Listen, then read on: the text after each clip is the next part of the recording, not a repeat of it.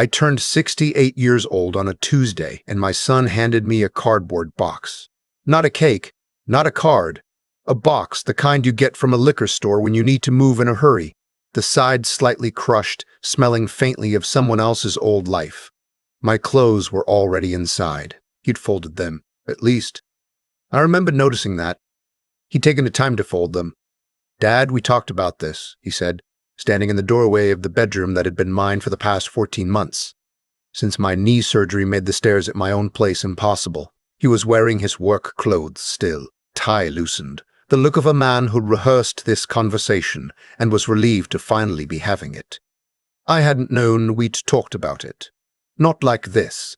His wife, my daughter-in-law, Stacy, was somewhere in the back of the house. I could hear the television, some cooking show, the host laughing at something. "We think it's time you had your own space again," my son said. "Your own independence." My own independence. I'd had my own independence. I'd had my own independence for 31 years after his mother passed. I'd raised him alone, worked double shifts at the plant so he could go to Penn State without loans. Drove 11 hours round trip to help him and Stacy move into this very house 6 years ago. 3 trips up and down those stairs with furniture, and my knee was already bad then. "Okay," I said. That was all I said. I picked up the box. He didn't offer to carry it. The drive to wherever came later. First, there was the question of where I was actually going. He'd had an answer for that, too. A friend of Stacy's knew someone who managed a senior living place out near Allentown, 40 minutes away. Not a nursing home, he said. More like an independent living community. He'd already called. They had availability. I want you to understand something. I'm not a man who cries easily. I spent 32 years on the factory floor in Pittsburgh. I coached Little League for 8 years. I buried my wife when she was 44. Held it together at the funeral because my son was 11 years old and needed to see that the world didn't end, even when it felt like it had. But sitting in the passenger seat of my son the Camry with a liquor store box on my lap, watching the neighborhood I'd helped him pick out slide past the window, I felt something cave in behind my sternum. Not grief, exactly. Something quieter. The realization that I had miscalculated something fundamental about my own life. He dropped me at the entrance and carried the box as far as the lobby. He hugged me. He hugged me. He actually hugged me. The way you hug someone at an airport when you're relieved the goodbye is almost over. "I'll call you," he said. He didn't call. That was in March. The senior living place was fine in the way that waiting rooms are fine, clean, temperature-controlled, inoffensive. I had a studio apartment on the 2nd floor with a window that looked out onto a parking lot. The people were pleasant enough. There were organized dinners and a Thursday movie night and a bulletin board near the elevator with sign-up sheets for things like gentle yoga and a book club reading a John Grisham novel. I went to one dinner. I couldn't finish my meal. I started taking walks in the afternoon just to be outside, to feel like I was moving somewhere with some kind of intention. There was a small park about 6 blocks from the facility. Nothing much, just a rectangle of grass with a few benches and some old maples that were starting to bud in the April cold. I liked it because it was usually quiet. No television, no organized activities. Just pigeons and the sound of traffic and the occasional dog walker who never made eye contact. That's where I met the old man. He was sitting on the far bench the first time I saw him. Late 70s, maybe older, in a gray wool overcoat that had probably cost serious money 20 years ago. He sat very still with both hands resting on a wooden cane, looking straight ahead. What struck me first was how composed he seemed. Not relaxed exactly, but settled. Like a man who had decided something a long time ago and made peace with it. He was there the next day too. Same bench, same overcoat, same stillness. On the 3rd day I sat down on the bench beside him. Not close. There was a good 2 feet of space between us, but close enough to acknowledge that we occupied the same world. He turned his head toward me before I'd even opened my mouth. "You're new," he said. His voice was dry but clear. The voice of a man who'd spent a career talking to rooms.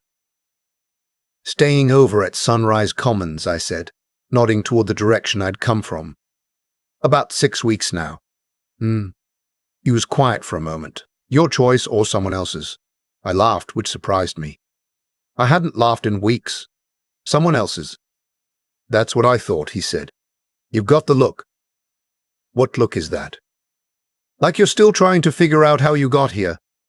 His name was Frank, retired federal judge as it turned out, 30 years on the bench in Philadelphia, moved back to the area after his wife died 3 years ago to be closer to his daughter. He told me this without any particular pride or self-pity, just as facts, the way a man with no need to impress anyone recounts his own life. He was legally blind. He told me that maybe 10 minutes into our first real conversation, matter-of-factly, when I pointed out something across the park and he'd asked me to describe it.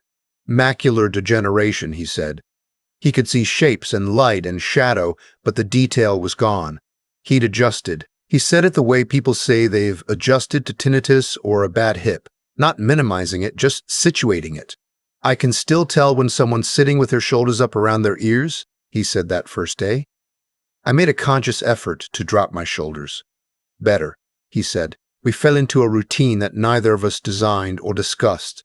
Every afternoon around 2 o'clock, I walked to the park.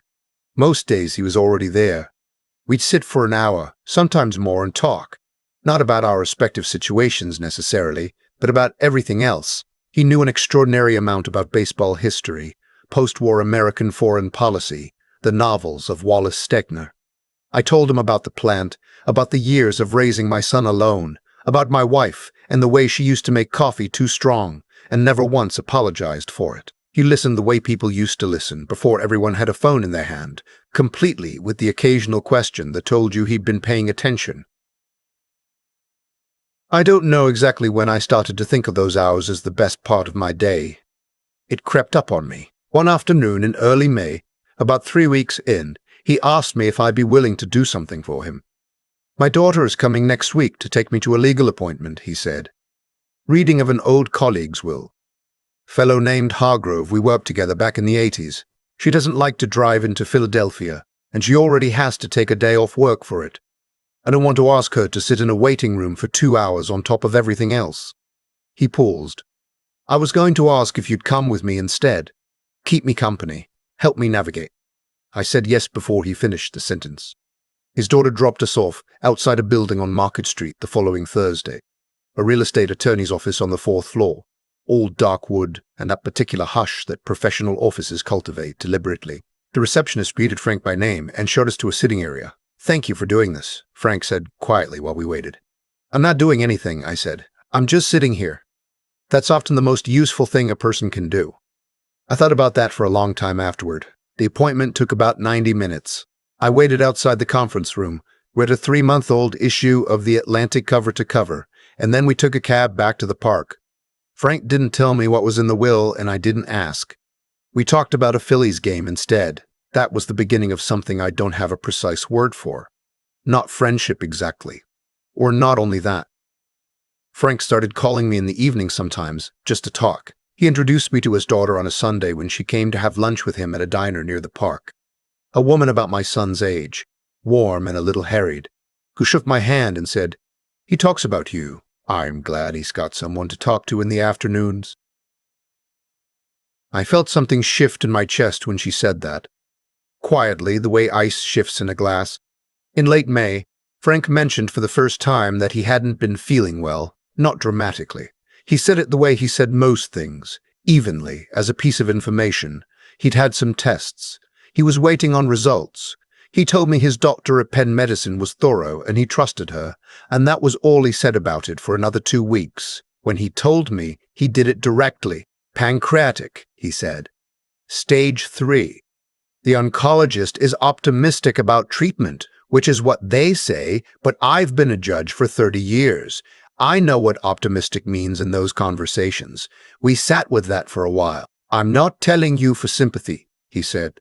I'm telling you because I want someone to know who'll actually hear it and not immediately start crying and making casseroles. I'm not much of a cook anyway, I said. He made a sound that might have been a laugh. The summer was hard and somehow also the best summer I'd had in years. Frank went through treatment, 2 rounds of chemotherapy, the second one rougher than the first, and I was there for most of it, not in a sentimental made-for-TV way. I drove him to appointments when his daughter couldn't, sat with him in waiting rooms, brought him soup when he couldn't eat much else. We still went to the park when he was well enough, Still talked about baseball and foreign policy and Wallace Stegner, and now also about death, which Frank discussed with the same dry directness he brought to everything else. "I spent 30 years deciding other people's fates," he said once, on an afternoon in August, when the heat was brutal and we were both slightly wilting. "I thought I understood justice. I'm not sure I did. You can know every law ever written and still not understand the first thing about what people actually owe each other." "What do you think they owe each other?" I asked. He considered it for a long moment.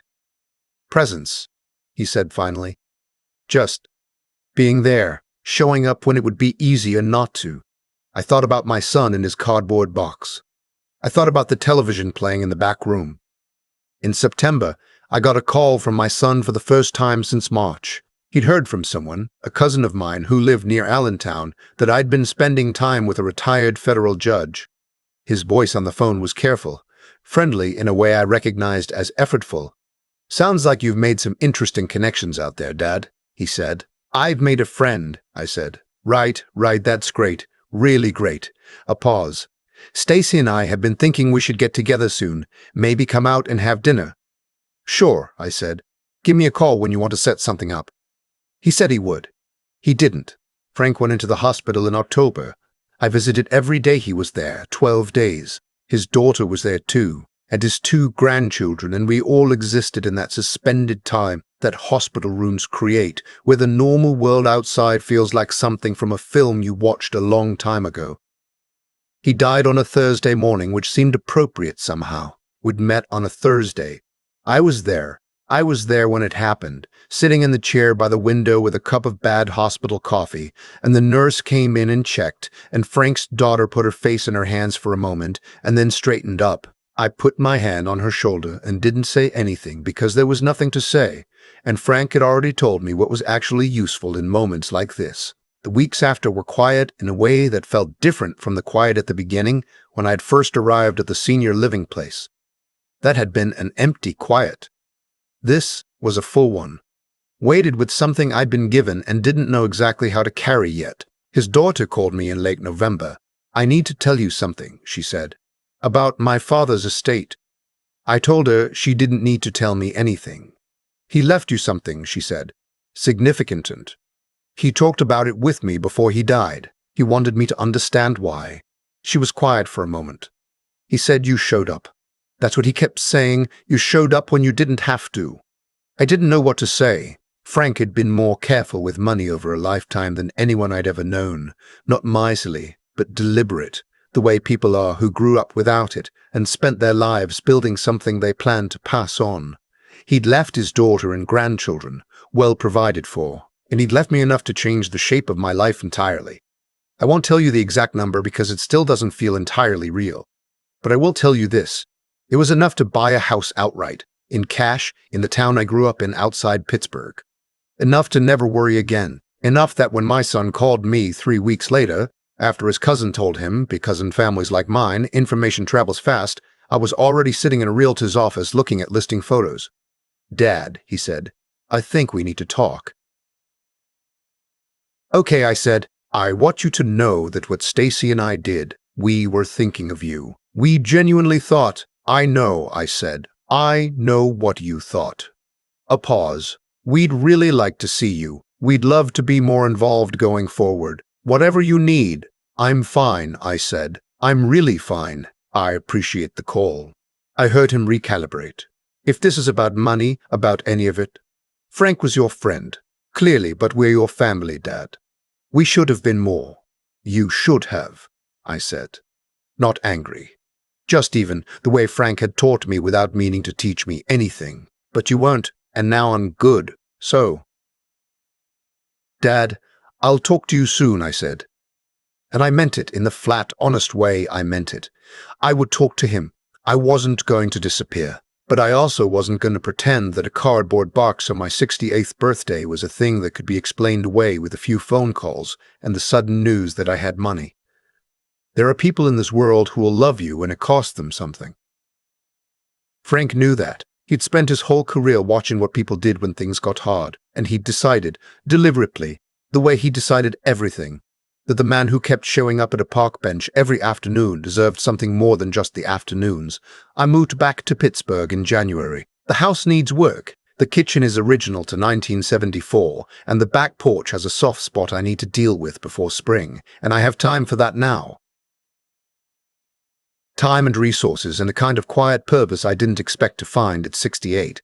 My son and I talk on the phone every few weeks. It's careful and a little awkward, and I think probably it will stay that way for a long time.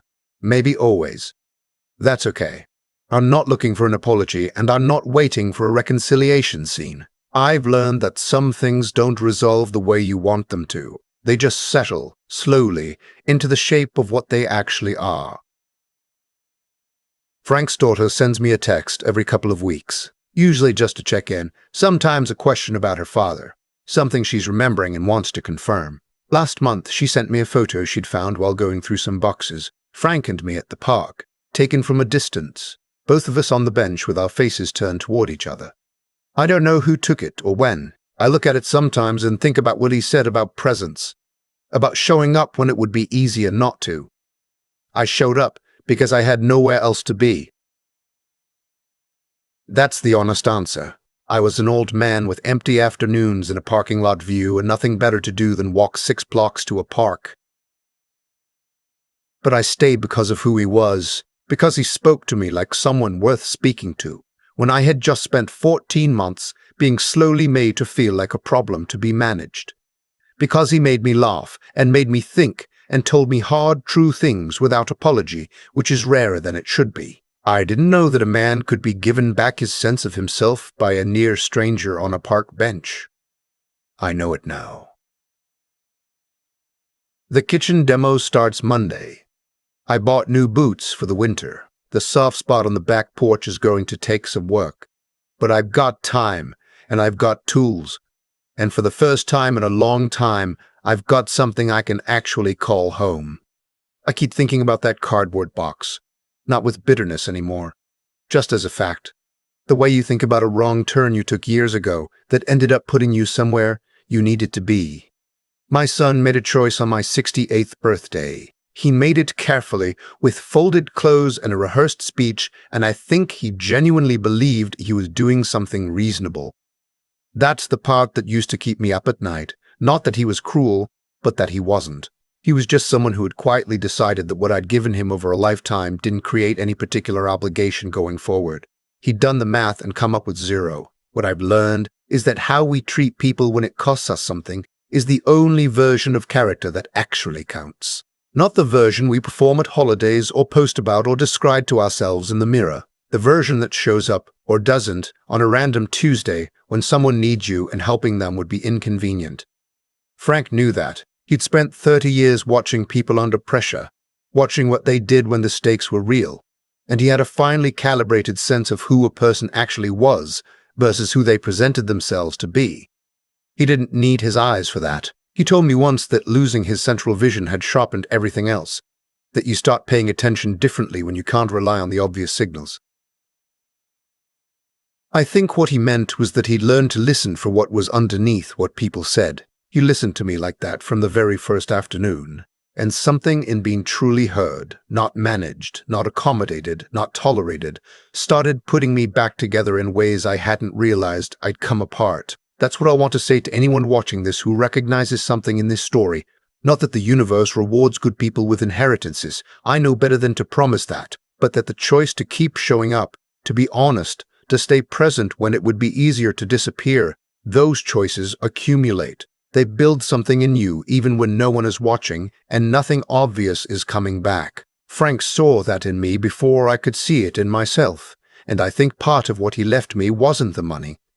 It was the proof that those choices had been worth making all along. I also think about what it takes to get up every morning when you're 78 years old and legally blind and going through chemotherapy and still make it to a park bench because you decided the afternoon is worth showing up for.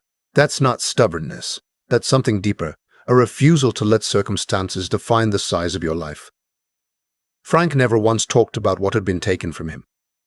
He talked about Philly's statistics and foreign policy and the novels he'd had read aloud to him since his vision went. He was building something right up until he couldn't anymore. I'm 68 years old, with a kitchen that needs gutting and a porch that needs fixing, and more time ahead of me than I knew how to imagine 6 months ago. I'm not the same man who carried that cardboard box out to his son's car. I know what I'm worth now. Not because someone left me money, but because someone spent 7 months treating me like a person worth spending time on. That's what Frank gave me first. Everything else came after.